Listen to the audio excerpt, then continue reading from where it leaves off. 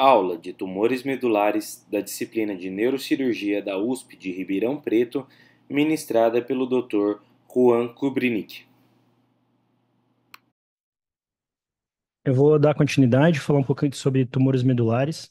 Vou fazer uma classificação mais para o entendimento, principalmente dos meninos, dos R1s, dos acadêmicos que estão aqui, para facilitar um pouco mais o entendimento. Tem os tumores que são extramedulares, extradurais e extramedulares, que são fora da dura, os intradurais e extramedulares que estão dentro da dura e fora da medula, e os intramedulares que são intradurais e intramedulares. Dessa classificação, os extradurais, vou focar nas metástases. A gente já conversou, já falou sobre metástases em apresentações anteriores. Eu vou fazer uma pincelada mais sobre como a gente acaba definindo se é cirúrgico ou não aqui no nosso serviço. Das questões dos intradurais extramedulares, falar um pouco sobre os tivanomas, os meningiomas e o ependimoma mixopapilar. E os intradurais intramedulares, sobre os ependimomas, os astrocitomas e o hemangioblastoma.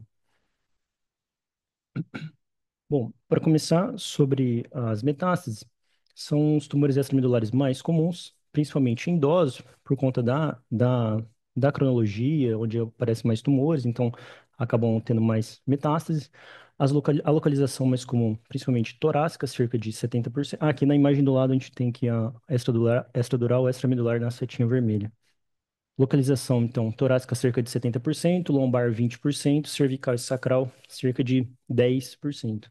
A disseminação predominantemente hematogênica e a origem mama, pulmão, rim e próstata nessa ordem. E os sintomas, principalmente dor. Esses pacientes acabam abrindo o quadro ou descobrindo por conta de uma dor intratável, acaba fazendo a imagem, acaba tendo lá uma metástase. E também déficit neurológico. E como que a gente acaba definindo uma abordagem dessas metástases, e principalmente aqui, a gente usa muito a escala de Tokurhashi, do ponto de vista oncológico, a gente vai saber o prognóstico, para a gente definir o prognóstico desse paciente, o status neurológico pela escala de Karnofsky, o KPS, né, como que o paciente está no dia a dia, e na questão osteoligamentar, a escala de Sims, que é para ver se a gente vai instrumentar ou não, se esse paciente tem uma estabilidade na coluna ou não, não é nada fechado, mas é mais uma orientação de abordagem ou não, um olhar mais generalizado para a gente definir essas condutas. Bom, a escala de Tokurhashi, que é uma escala que vai falar para a gente sobre o tratamento, por exemplo, se o paciente tem uma sobrevida ou não, uma sobrevida de mais de 6 meses, uma sobrevida menos de 6 meses ou mais de 6 meses, porque o paciente às vezes ele não tem uma sobrevida, tem uma sobrevida de um mês e a gente acaba contraindicando a cirurgia por conta disso. Então a gente usa basicamente a escala de Karnofsky. Então, o Tokurhashi, quanto menos pontuação, quanto mais baixo, mais a gente vai contraindicar, pior o prognóstico desse paciente. Ele já tem um prognóstico muito reservado. Então, quando o paciente tem um KPS de 10 a 40%, ele acaba pontuando zero, de 50 a 70% pontuando um. E quando o paciente ele é um pouco melhor, né, tem um shape melhor, de 80 a 100%, ele acaba pontuando 2. Então, quanto maior a pontuação, maior a sobrevida, mais a gente tende ao tratamento cirúrgico, não que a gente vá fechar necessariamente só por conta disso, mas é mais uma análise geral. As metástases viscerais, se o paciente tem metástases que são irremovíveis, então isso já é intuitivamente hum, restringe a sobrevida do paciente, ou metástases irremovíveis ou sem metástases, isso também já fala muito melhor para o paciente. Se ele tem três ou mais metástases extravertebrais, já tem, já fala sobre um pior prognóstico. Se ele não tem metástase, já fala sobre um melhor prognóstico. Dependendo também do local do tumor primário, pensando em pulmão, osso, estômago, bexiga, que são tumores naturalmente de pior prognóstico e que de menor sobrevida tende a pontuar menos, que ali a gente pontua zero. Tumores de melhor prognóstico, como tireoide, mama, próstata, dependendo do tipo, eles acabam pontuando mais alto por conta de ter uma sobrevida maior um, um, e tende ao tratamento cirúrgico. Se o paciente tem metástase na coluna, quanto mais metástase ele tende também, a gente isso naturalmente acaba entendendo que é um paciente que já tem um prognóstico mais reservado, menos melhor. Então, se o paciente tem uma paralisia, um Franquio A, um Franquio B, a gente tende a já ter um prognóstico mais reservado, paciente que não tem nenhum déficit, pontuando um pouco mais como dois. Então, é mais para nortear o nosso tratamento. A escala de Karnofsky, ele fala sobre a capacidade do paciente executar tarefas do dia a dia, de dependência, né? São pacientes que a gente acaba, o paciente às vezes tem uma escala de Tokohashi, uma pontuação mais alta, mas tem, por exemplo, um KPS de 40% e necessita de cuidados médicos especiais, ou 30%, paciente muito incapacitado, um paciente com 20% que já tem, já bem moribundo, 10%. Então a gente acaba analisando esses dois quesitos juntamente com a escala de Sims.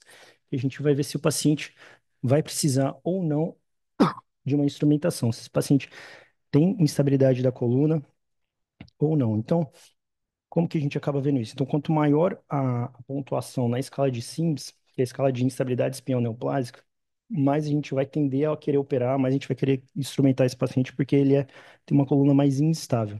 Então, as pontuações giram em torno da localização, com uma coluna mais rígida, ele acaba de sacral, acaba pontuando zero.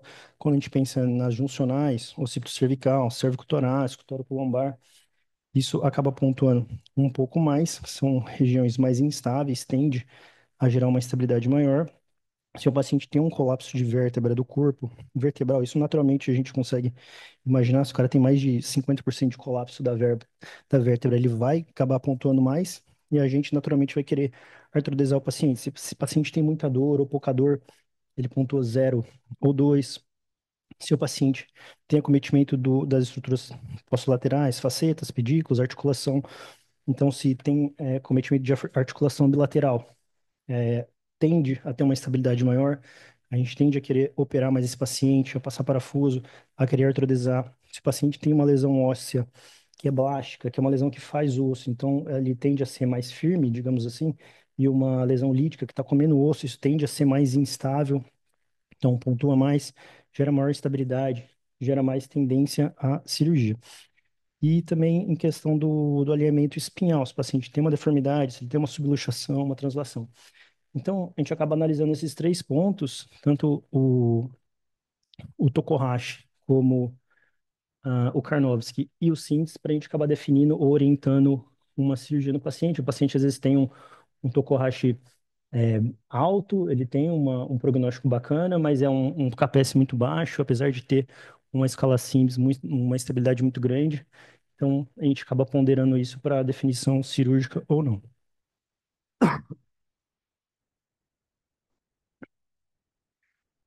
Então, eu falei das extramedulares, vou falar agora um pouco sobre as lesões intradurais e extramedulares, principalmente os meningiomas, os tivanomas e o ependimoma mixopapilar. Ali na setinha vermelha a gente tem a localização mais evidente.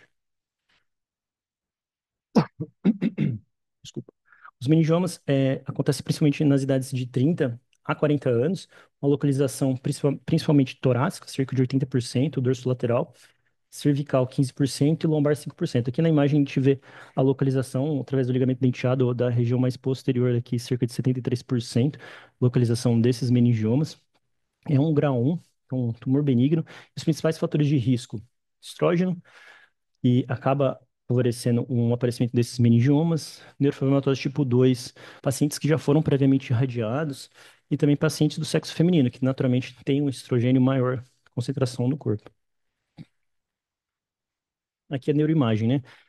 Aqui é uma imagem, uma ressonância T1 com gadolínio, ponderado em T1, com contraste, torácica, corte sagital. A gente vê uma lesão hiperintensa, bem corada com contraste, e a gente consegue ver o dural tail, assim, que é esses rabinhos onde tem a implantação dural, que é bem característico dos meningiomas. Eu vou comparar com as outras lesões, precisam ver que é bem característico. Então, e agora falando sobre os tivanomas. Os tivanomas, eles são principalmente intradurais, cerca de 70 a 80% são intradurais. Existem os intra e extradurais, que são aqueles que acabam nascendo lá na região intradural, que acaba se estendendo até essa dural, saindo pelo forame e acaba formando essa imagem em polieta que está aqui na seta vermelha. São tumores grau 1 e tem origem nas raízes sensitivas lá pelas células de Schwann. Essa é uma informação importante aí, principalmente para a prova. Aqui a gente tem uma imagem, né, bem típica, uma ressonância ponderada em T1, com contraste, coluna torácica, corte sagital. A gente consegue ver uma imagem, ela é bem definida, não tem... A grande diferença para o chivanoma, para o meningioma, principalmente a implantação dural. A gente vê aqui que é uma imagem mais arredondada, que não tem aquela implantação tão característica com o dural tail que tem no meningioma. Aqui é uma tabela mais comparativa entre os meningiomas e os tivanomas. Os meningiomas tendem a ser mais anterolateral, enquanto que os tivanomas mais posteriores. Os meningiomas têm uma origem no ligamento denteado e os tivanomas nas raízes sensitivas. Em relação ao realce da imagem do meningioma, ele tende a ser mais homogêneo, enquanto que os tivanomas, uma imagem mais periférica. As calcificações na tomografia eu consigo ver no meningioma, que é também as de crânio também a gente consegue ver na maioria das vezes. Os meningiomas também têm alguns formatos mais císticos e também aquela formação de ampulheta que eu falei para vocês que são intra e extradurais. E o dural tail, que é uma imagem bem típica do meningioma. O ependimoma é o tumor mais comum da caldequina, que são aquelas imagens que a gente vê bem no cone medular, no meio das raízes da caldequina. É uma lesão, em geral, bem definida, a gente consegue acabar ressecando ela com um plano bem definido, bacana. Tem, às vezes, nervos associados ali que a gente pode conseguir acabar ressecando eles, porque normalmente, eles não estão tão funcionantes. São tumores grau 2 e a cirurgia, em geral, acaba sendo, resolutiva. E a neuroimagem. Em comparação com as anteriores, com o chivanoma e com o meningioma, é uma lesão heterogênea, não é tão, não tem um aspecto tão definido. Você vê que é na cauda dural, tem a raízes da cauda equina próximos, então essa é a característica da imagem dos ependimomas mixopapilares. Então, o meningioma dural tail, o chivanoma tem aquela imagem às vezes cística, mas tem as bordas mais bem definidas, e a do ependimoma, essa lesão mais heterogênea, normalmente no final da medula. Agora falando um pouquinho sobre as lesões intradurais e intramedulares, então eu falei lá das extradurais, os metástases, as intradurais extramedulares, e agora a gente vai conversar um pouco sobre as intradurais e intramedulares, que estão dentro da medula propriamente dita. A principal, a mais comum, é o ependimoma, que são lesões que aparecem em pacientes ali de cerca de 60 a 80 anos, que é a lesão mais comum do adulto. O principal fator de risco, já foi mencionado, é a neurofibromatose tipo 2, tem uma localização principalmente cervical, e com extensão cervical cerca de 44% e extensão torácica 15%. Características, principalmente tem cistos, ele também tem um plano de clivagem bem definido. Essa é a imagem característica. A gente consegue ver na imagem, a imagem de lá, um corte sagital, ponderado em T2, uma ressonância nuclear magnética, a gente consegue ver uma imagem. Ela é um pouco bem definida, a gente consegue ver, normalmente essas lesões têm seringomielia superior à lesão e forma esse abaulamento que a gente consegue surgir bem na ponta da seta de lá, a gente pode chamar de cap sign, que é o sinal do bonezinho, como se tivesse aquele abaulamento superior. E aqui uma ressonância também em T1, a gente consegue ver a lesão, um corte axial.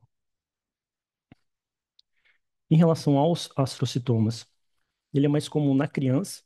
Também o principal fator de risco neurofibromatose tipo 1, eles são normalmente multissegmentares, eles tendem a 4, 5, 6 níveis normalmente, são lesões mais extensas, são lesões principalmente que cérvico-torácicas, cerca de 70, 60%, são lesões que são tipicamente infiltrativas, devido às células da glia, com plano de clivagem mal definido e bem heterogêneas. Normalmente a gente utiliza a monitorização eletrofisiológica durante a cirurgia, principalmente por conta dessa malta definição de planos. E normalmente ele é um grau 1 ou grau 2. E aqui é a imagem dela. A gente consegue ver que é uma imagem bem extensa, tanto uma ressonância em T2 e aqui tem sem contraste. A gente vê uma imagem extensa, heterogênea, que um plano mal definido não é tão característico aquelas duas nodulares, que é muito mais fácil a visualização na imagem.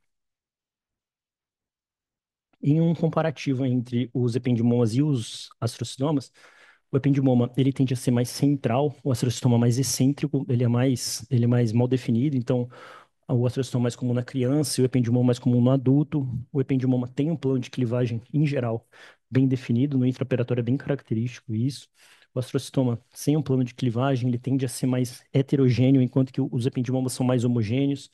Os ependimomas mais ligados a um fator de risco, né, a neurofibromatose tipo 2, enquanto que o astrocitoma é o tipo 1. E o ependimoma tem tem as seringomielias, tem o capside, tem também hemorragias associadas. E o hemangioblastoma, né? Que é uma lesão característica da síndrome de von Hippel-Lindau, principalmente uma localização torácica, cerca de 60%, cervical, cerca de 40%. Ele tem um implante pial, são bem heterogêneos e também tem cistos associados, são lesões grau 1. Aqui a gente consegue ver as ressonâncias, uma ponderada em T2 e uma de T1, em T1 com contraste. São lesões heterogêneas, normalmente elas captam muito contraste por conta da intensa vascularização. Como a gente discutiu também anteriormente, são lesões que às vezes podem ser embolizadas, são lesões que são bem sangrativas, então às vezes tem uma direção pré-operatória pela imagem também importante. E era isso. Obrigado.